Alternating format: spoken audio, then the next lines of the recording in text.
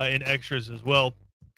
So the Braves drop the series finale there, drop the series, but I think a really cool and I guess kind of prove it series for the Braves. And even though you lose, you are clearly one of the top 7-8 ball clubs in Major League Baseball, right? You're the defending champs. Everybody, including PJ, was on here saying, yeah, you won 14 in a row, but who'd you win it against? Well, you just beat the San Francisco Giants, who are going to be a playoff team in a series, and then you went toe-to-toe with the Los Angeles Dodgers. We're a couple of hits away from winning that series, or a couple of bad pitches away from winning that series. So I don't think anything to hang your head about. Got a day off before you head up to Philadelphia for a series there against a team that has been pretty hot there in the Philadelphia Phillies. So I think a good weekend for the Atlanta Braves, just not the result that you wanted. I will say this is quietly becoming one of the cooler rivalries in Major League Baseball, right? Dodgers, Braves, probably. I know the Mets are leading the division right now, but we're talking about postseason stuff, right? Probably two most consistent NL clubs over the past few years, right? Making runs into the playoffs. The Braves, of course, won the World Series last year, and then the year prior took the Dodgers to 7 games in the NLCS after having a 3-1 lead. So these games feel like a lot, right? That felt like playoff baseball at Truist Park over the weekend. So I know a disappointing result, but cool to see Freddie Freeman back there. I know the conversation last week was, what do Braves fans do? Do you boo Freddie Freeman? I think the Braves handled that with a ton of class, as did Freddie Freeman. If you missed it, Freddie Freeman walked into the press conference room prior to game 1 of the series and immediately turned around and walked out, hands to the face, crying, asked for a minute, and got up and had a really tearful press conference. I know Zach Klein from WSB said it was the first time a player had ever hugged him with tears in his eyes after a press conference, and probably the most emotionally charged press conference we've seen in a long time for the Atlanta Braves. And then, of course, you have Freddie Freeman going out on the field prior to the game and getting the standing ovation, the tribute video, and then Brian Snitker giving him his ring. His family was on hand there as well. So I think a cool moment, handled really well by the Atlanta Braves.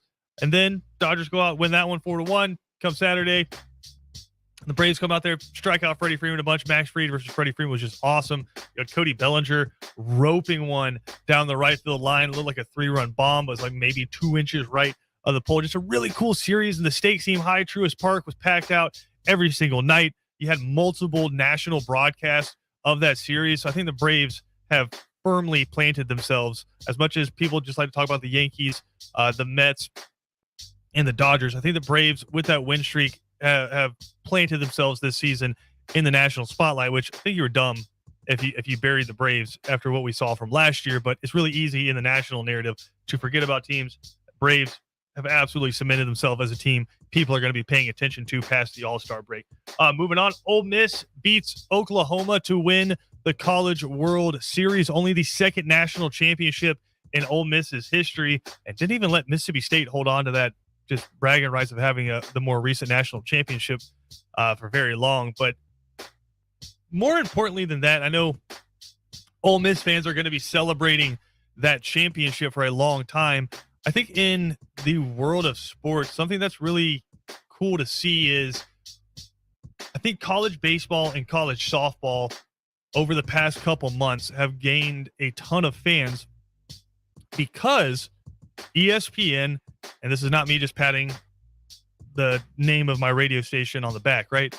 But because ESPN has decided to broadcast these games at the forefront, right? They're not buried on ESPN2, they're on ABC, right? They have decided to put these games out there to everyone, right? On networks and on cable, right? You can go out there and you can get these games streaming. If your grandparents still have the antenna on the top of the house, they could have gotten these games, right? ABC broadcasted all of these games, and I think it's going to add more and more to the legitimacy of these sports as viable viewing options, right? They're really cool and fun to watch. A bunch of awesome moments in these games. You're going to look at the future stars, just like we do with college football, right? You're getting a chance to see a bunch of the future stars, but outside of that, you get to see some people who this is the last time they're going to play that game. So I thought that was really cool. College softball, if you missed it, their metrics, the amount of people that were watching those games, watching that historic run from Oklahoma, right? their metrics were legit compared to a lot of pro sports. People were watching that. Obviously, it's the end of the year. It's the finale of the season, but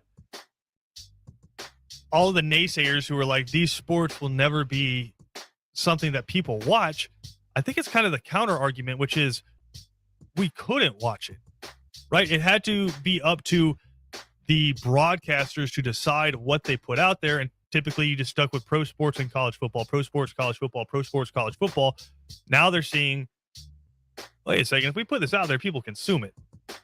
If you put some good production quality on it, add some stakes, and it's a quality product, people are going to watch it. And if you watch any of the College World Series or you watch the softball championships, it was unbelievable and so much fun to watch. And just the perfect kind of summer sport, right? NBA's done. NHL's wrapping up. MLB's kind of right in the middle into the doldrums of the season. Football's not back yet. Just the perfect time of the year for a different sport to come up. And I think you'll see college baseball and college softball moving on from there. The Colorado Avalanche take down the Tampa Bay Lightning, and all I have to say about that is finally somebody slayed Tampa Bay, because if you haven't been paying attention to the NHL, the Lightning have been one of the more dominant teams across sports in the world over the past few years. So congratulations to Cody Queen and his Colorado Avalanche on a Stanley Cup victory. I don't know if he's a fan or a supporter. We'll have to get with Cody on that one. Going over to the NFL quickly here. Again, we got a ton of news to break down here. Just a short amount of time. We're going to catch up with Zach Goodall from allgators.com coming up here in a little bit. Reports coming out from Tom Pelissero of NFL Network, which I think you can pretty much go ahead and take this one to the bank. Deshaun Watson will reportedly begin his disciplinary hearing on Tuesday with disciplinary officer Sue Robinson, who was jointly appointed by the NFL and the NFLPA. What does that mean? Deshaun Watson has not been criminally charged, right? You've had two different grand juries in the state of Texas decline to pursue criminal charges against Deshaun Watson. If you don't know what a grand jury is, it is a select group of citizens who are presented evidence by whoever is prosecuting or potentially prosecuting a case, conducting a case. They are presented evidence, and that group of citizens decide whether or not it is legit and should go forward, right? They're not determining guilt. They were just determining if the evidence was enough to then go to trial, where another jury of his peers could then be presented a case and make a decision based off of that. So two grand juries declined to press charges against Deshaun Watson. And then this past week, Deshaun Watson settled with 20 out of 24 of his accusers. I know a lot of people are saying typically innocent people don't settle. They're not going to disclose the figures. They're not going to discuss the reasoning behind the settlements, but 20 out of 24 women have settled against Deshaun Watson. And now it goes to the NFL to decide what kind of discipline, if any, they want to give to Deshaun Watson. Reports out there are that Goodell's office wants to suspend Deshaun Watson indefinitely. So for a season, and then they're going to sit there at the end of the season and then decide how much more they are going to suspend him. If you want my opinion on this, I think there is precedence for this from another major sports league. I think all the NFL needs to do is look at what Major League Baseball has done with the Trevor Bauer situation. If you're not familiar with that, Trevor Bauer was facing charges from a woman who alleged he sexually assaulted her and battered her, whereas Trevor Bauer argued that it was consensual and that, yes, it was rough sex, but it was consensual all the way through. Again, prosecutors declined to press charges in that case, but after mounting their own investigation, Major League Baseball determined that because of that one and because of another allegation from a woman against Trevor Bauer, they suspended him for 2 seasons. Now, if I'm the NFL and I'm looking at that, and then I'm looking at myself, who just came out and threw the book at Calvin Ridley for placing a bet on, I believe, DraftKings on the Atlanta Falcons to win, right? In like a parlay bet for, I think, like less than like $5,000. They suspend Calvin Ridley for an entire season for gambling, if you conduct your own investigation and believe that even one of these women were telling the truth, much less all 24 of them, you have to come down much harder on Deshaun Watson. And I think this is an opportunity for the NFL to kind of change the public persona about them, which is they go harder on people that cheat their game than they do on people who hit women. I'll let you do your own research on that because it's pretty.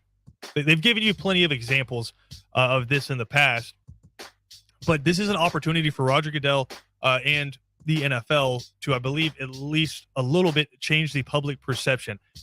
If they came out with a year and then after a year they hit him with another season, that's a message.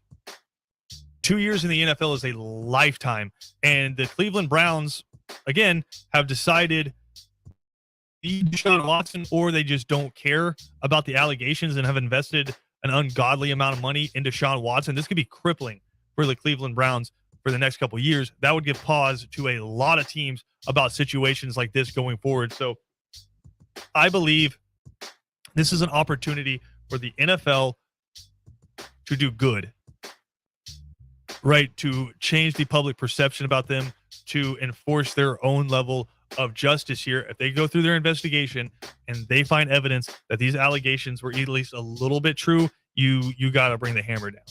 Again, look what Major League Baseball did with Trevor Bauer there. And across the pond, Wimbledon getting started today, making major news as they suspended all Russian and Belarusian athletes from this year's tournament, one of the 4 Grand Slams in tennis. And in doing so, the ATP and the WTA have decided that they will not be awarding any points from victories or placement at Wimbledon in their ongoing rankings. And I think significant for the players, certainly. But I tried to, I guess, compare it to like what another example would be, which would be if, say, going forward, the Masters decides that they are not going to, they're not going to allow live golfers to play in the Masters, right? Which, again, the Russian and Belarusian players are not allowed to play because of ongoing hostilities between Russia and the Ukraine, whereas live golfers aren't allowed to play on the PGA Tour right now because of ongoing conflict between the PGA Tour and live golf. But if the Masters elected to not let live golfers play and the PGA Tour said, well, because of that, and I know this is a weird example and one that would not be true even elitist, but the PGA Tour said, hey, we're not going to award any points to the Masters because of this, the Masters wouldn't give a rip. The Masters is still the Masters. Players a lot of times care more about winning the Masters than they do about the tour whatsoever. So the same thing can be said about Wimbledon. They're not awarding any points. Players don't care. Wimbledon is Wimbledon. It's the world's oldest tournament. They were going to come regardless. So, yeah, the ATP and WTA can grandstand all they want to and not award any points. Wimbledon doesn't give a rip. Neither do the players. They want to go out there. They want to add a Grand Slam title to their resume or add more and more for the players that have already won it. Some players out there searching for a career Grand Slam. So, yeah, Wimbledon could care less about what the ATP or the WTA says about this one. Grandstand all you want to. Wimbledon's going to Wimbledon, and a ton of people are going to watch it. Can't wait to see the fits from the people sitting in the grandstands there. Wimbledon, always good for some celebrity sightings throughout the week. We got to take a quick break. We're going to come back talking SEC football. The Florida Gators, I think one of the more interesting teams in college football going into 2022. Billy Napier, first-year head coach down there for the Gators, replacing Dan Mullen, brings a winning resume from Louisiana over with them. It kind of reminds me a little bit of a former Florida coach in that regard. Has Anthony Richardson there to play with, which might be the most physically imposing quarterback in college football and the one with the best attributes going in to 2022. So we're going to catch up with Zach Goodall from allgators.com next to break it down. This is Christian Gokel on Second Down. We'll be right back after this.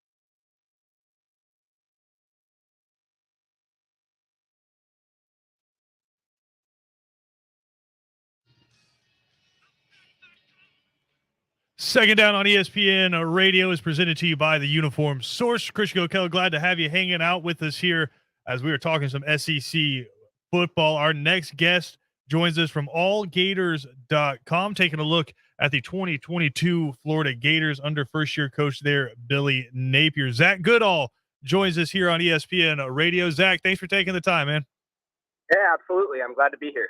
Excited to have you, man, because even since I reached out to you to set this up, we've had a ton of storylines develop around the Florida program. But I want to start on the field because I think Florida is one of the more interesting teams from around the country, right? One of the more interesting storylines going into the year. Typically, when you see a school of the caliber of Florida, a team that's won a couple of national championships in the not too distant past, when they make a coaching change, I feel like it would be a bigger storyline going into the year. But it seems like nationally, things are kind of quiet around Gainesville.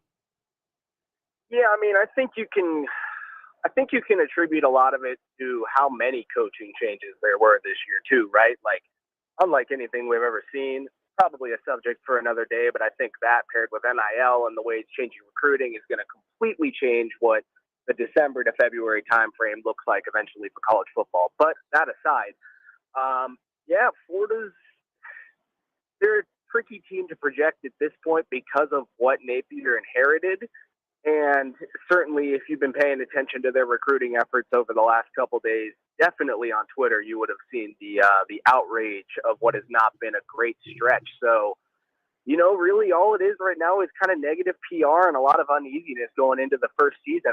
I don't think expectations are as high as they typically are for a Florida team. Maybe not nationally, but I got to imagine around the Florida fan base, right?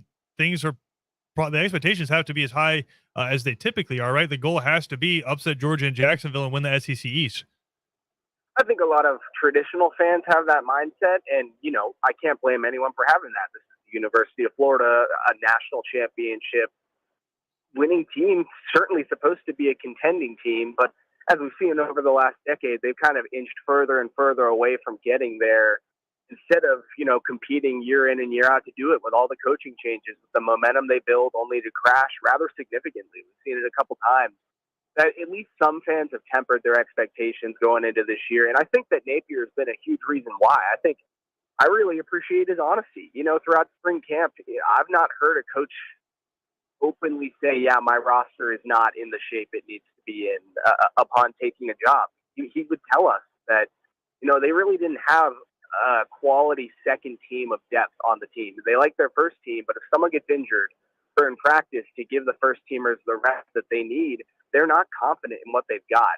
And that's why they've attacked the portal so much throughout this year and gotten some, needs addressed and talent brought in, but it still was it was in need of such a drastic makeover on the field, on the staff, on the personnel side, and the way recruiting was operated that I think some people at least are starting to realize that year one just may not be that pretty. They've got a tough slate too, so it's kind of the perfect storm, if you will.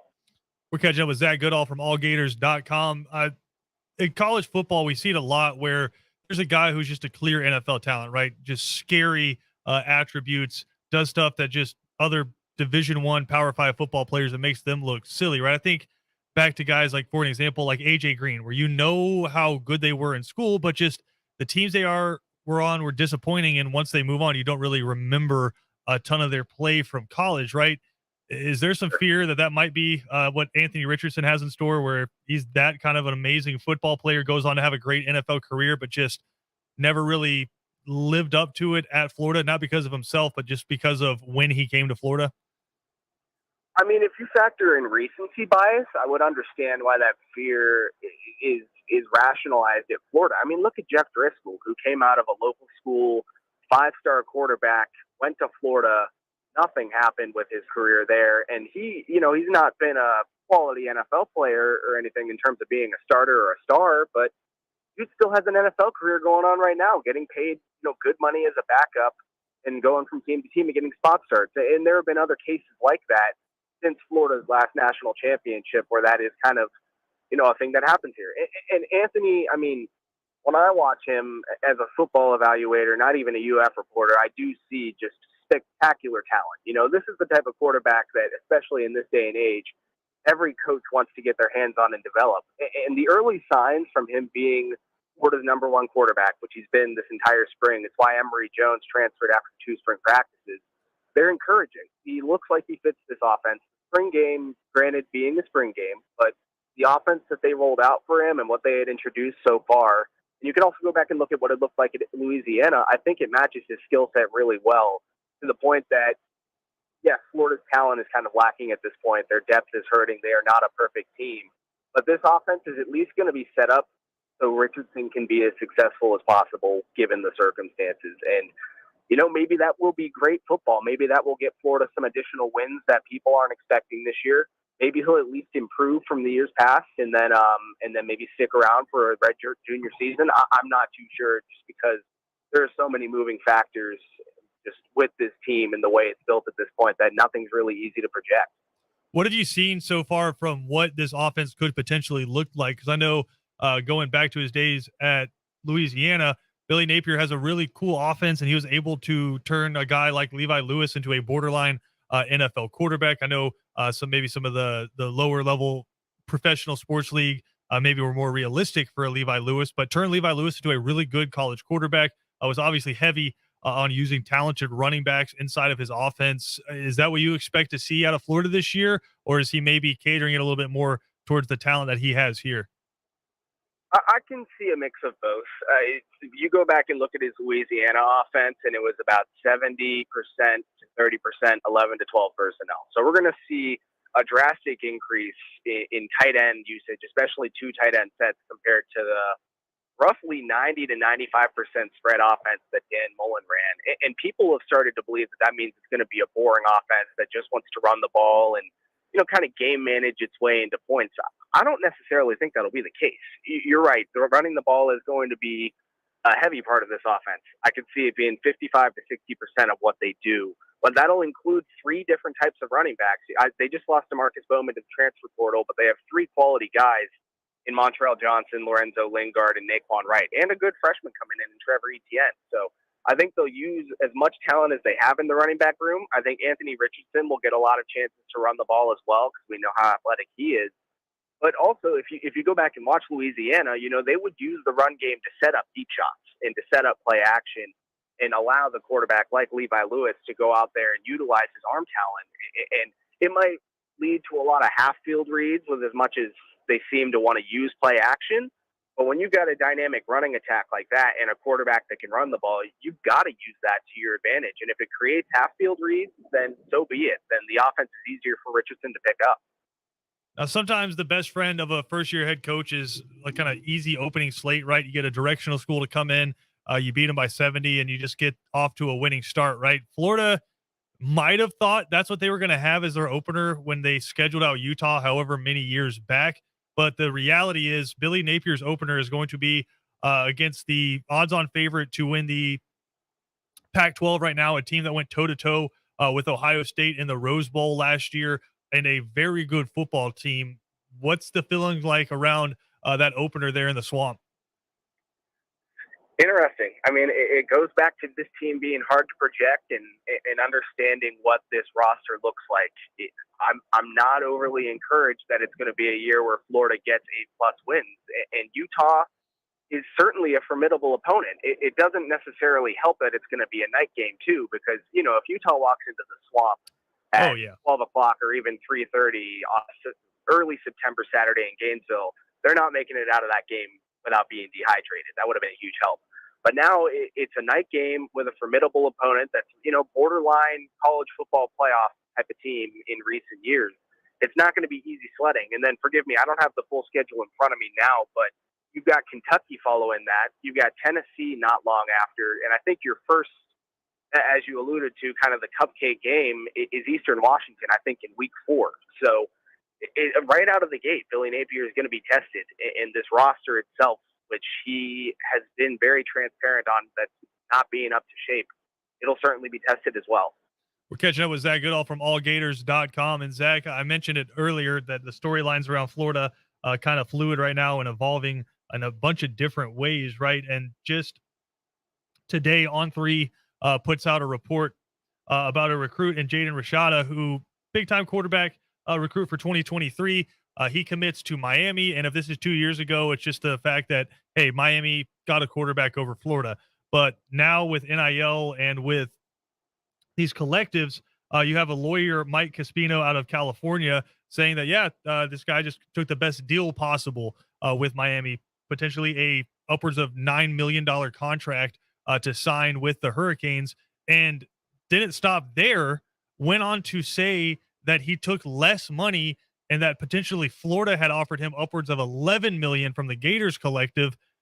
This just seems asinine to me, and it seems dumb for him to be putting these things out there. I know you've been around this a lot. How much of this can you confirm, and how much of it is just a dude sticking his foot in his mouth?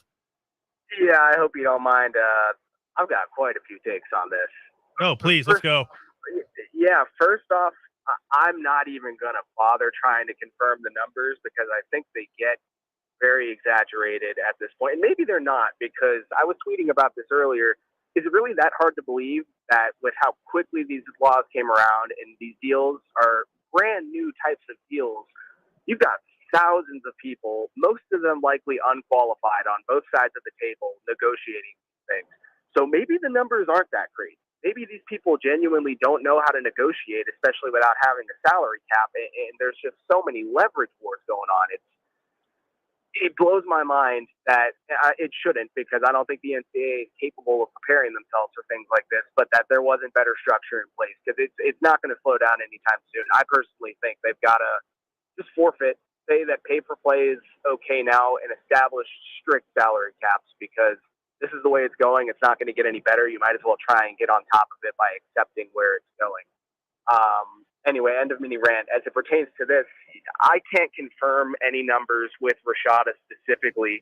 Obviously, leading up, especially when he delayed his visit and right after his commitment and right after this Miami visit, of course there were NIL talks. I mean, I think every insider understands that that's where we are at this point, especially with a quarterback coming from California, where it's legal for high school players to make NIL. So even if it's not directly money coming from a collective or a booster or at the school, which is obviously illegal, there could be a Miami fan living in San Francisco right now that is, loosely affiliated with Miami's collectives, who is willing to put down X amount of dollars to get the NIL rights to Jaden Rashada for his senior year at Pittsburgh. All of these things are very possible. And with that, it clearly is a bad look that this report came out for Florida, that they got into a bidding war and lost despite offering more money. If that's the case, again, this is alleged, but this is according to the paperwork and the talks that On3 had with this lawyer who represents Rashada. But it's not a good look, and ultimately, as everyone's seen, it's led to Florida Twitter just completely exploding and losing confidence in recruiting efforts at this point. Certainly didn't help that an offensive lineman, Roderick Kearney, left his official visit in Florida 2 hours before Rashada announced his commitment, and before he even got out of Gainesville, committed to Florida State. It's been a lot, man. I understand where the frustration's coming from, no doubt. Well, and when you look at it, right, this has to be the things that are keeping coaches up at night now, right? Where when we start talking about this, it's very easy for it to sound like you said Florida lost a bidding war to Miami, and the coach has to come out with like two hands in the air, like, no. We had zero to do with this. The two collectives were going back and forth with him, and there cannot be any language in there that says the money is tied to him committing to my school.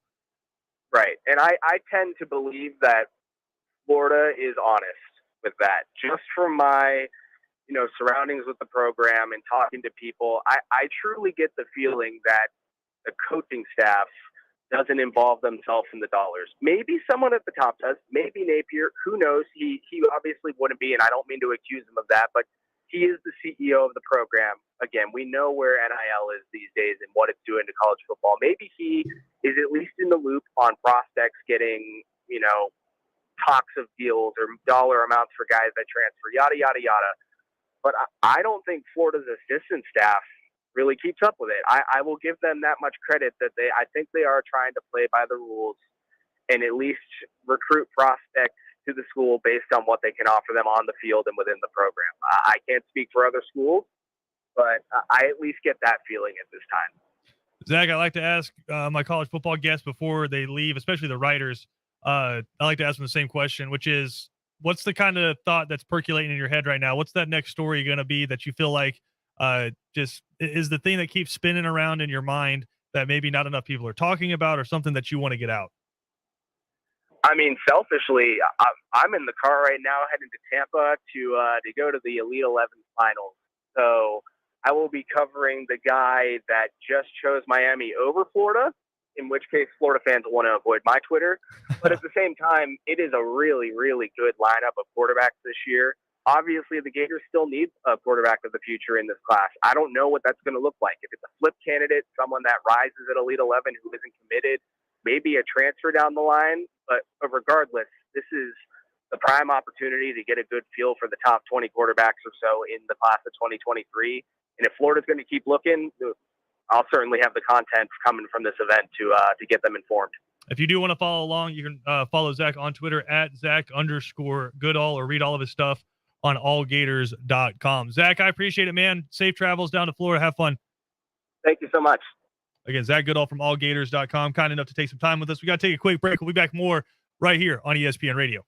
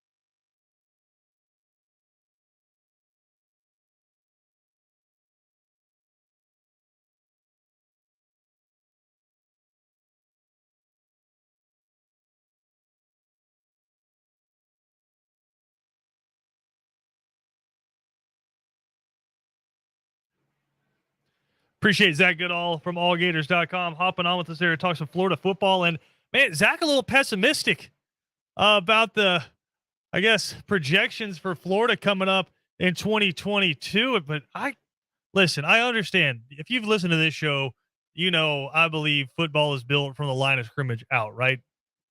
Offensive lines and defensive lines win national championships. You saw those two teams that played in the national championship last year. That was a war in the trenches between Alabama and Georgia. And the reason Georgia won, I know Stetson Bennett played out of his mind, but the reason Georgia won is because what Nick Saban said to Kirby Smart after the game. Y'all whipped our tails in the fourth quarter. If you go back to that game, Georgia's offensive line started eating up Alabama's defensive line, and that was the difference in the game. And so I understand line of scrimmage is huge. I understand Florida probably hurting a little bit right now on both sides of the ball in terms of bodies and in terms of talent. But I think a guy like Anthony Richardson, and I know he hasn't produced a ton in college yet, but if you have seen this guy, some of the runs that he has made and some of the throws that he can make, he was just down at the Manning Passing Academy over the weekend. The dude's freaky, and he's got an absolute cannon for an arm, and he's got 4.3, 4.4 speed at well over 220 pounds. So the guy is an animal, and I think he's going to fit really well in this Billy Napier offense. Does that mean Florida's going to win 10 games? Probably not. I don't know if they're going to start the season with a win, right? Utah, as we mentioned, coming into the swamp to take on the Florida Gators, but Florida is still a really talented team relative to the rest of college football, right? They might have a difficult schedule and it might be a first-year coach, but I do believe they've upgraded at the head coaching position. I believe in Billy Napier down there with Florida, but with that quote-unquote lack of talent, it's relative, right? They're still better than 90% of teams in college football. So if Anthony Richardson can take that next step, I don't see a reason why Florida's not fighting for second place in the East. And then what I brought up to Zach is if you're fighting for second place in the East and you can pull off an upset in Jacksonville, which go back and watch last year's game, up until about 3 minutes to go in the first half, that was a tight ball game. Stetson Bennett was playing like crap. Florida was able to move a little bit. It was just crazy turnovers in those last 3 minutes, right? You had Travon Walker dropping from the defensive line into the middle of the field. Anthony Richardson, a quarterback with not a lot of experience under his belt, doesn't see Walker, who was the number 1 overall pick, fading back into the middle of the field. Dude tips the ball up. Nolan Smith with a diving interception.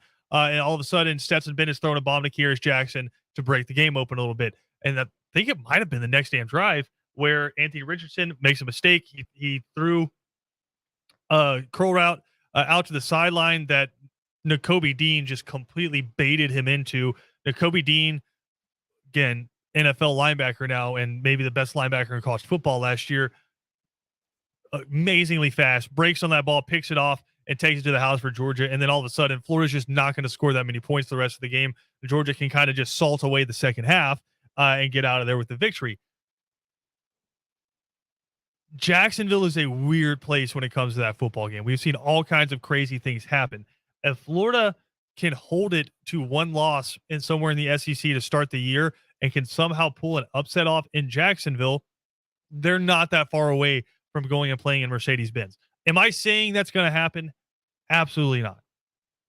Am I saying that Florida fans should be hopeful going into 22? Yeah, this is not one of those years where you just write it off like, man, we suck. We need a couple years of recruiting under our belt before we have any fun. No, I mean, this is a team that should be fighting, I think, for a New Year's Six Bowl or a New Year's Day Bowl at the very least, whatever the hell they're calling the Outback Bowl now, right? You're fighting for one of those games, and I don't see any reason why Florida fans shouldn't feel that way. Georgia's still the favorite. I think if you look at Georgia's schedule, I think odds are they go 12-0, right? No difficult opponents coming over from the West, and they are better by a long shot than everybody in the East. Like maybe they drop one out of 3 where it's Kentucky, Florida, or Tennessee, but those are your 3 toughest games on the schedule. If you're Georgia, Oregon, not worried about Oregon. If Bo Nix is their guy, we've seen what Bo Nix has done against Georgia in the past, and they're not going to have the defensive line that Auburn typically has. So not worried about Oregon. I think if you're looking at 3 where Georgia's going to potentially drop one, it's Kentucky, Tennessee, or Florida. And if you're looking at the Florida Gators, I think Gator fans should be hopeful. Am I saying Florida's going to the college football playoff? No. Am I saying they should be fighting for some significant postseason stuff late into the season? Absolutely. Absolutely. And I think it should always be the expectation, regardless of who is in Gainesville. We got to take a quick break. We'll come back with more. Get you ready for 3 and Out next, right here on ESPN Radio.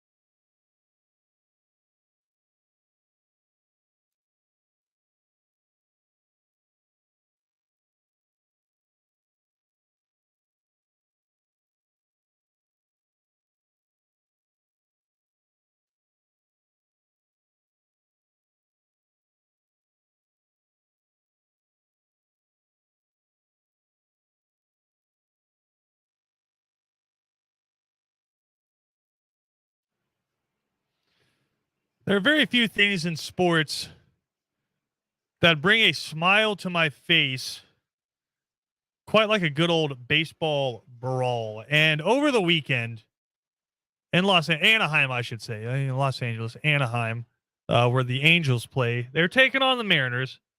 And if you haven't been watching or following along closely with Major League Baseball, Jesse Winker of the Mariners has been on an absolute tear. And the dude is an awesome power lefty and just hits nukes consistently, right?